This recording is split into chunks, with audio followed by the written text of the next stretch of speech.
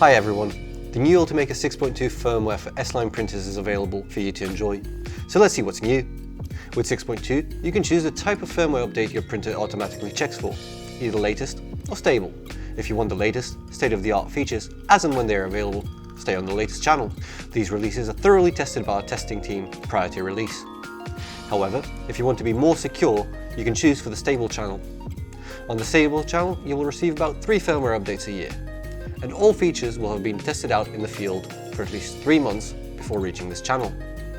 So now the firmware choice is yours, based on whether you would like to benefit from the latest features, or whether you would like to use field-tested firmware.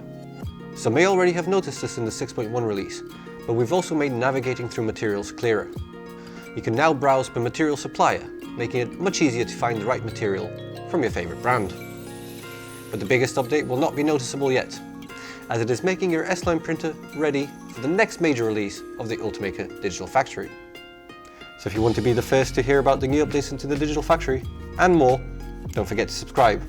See you at the next update, and thank you for watching.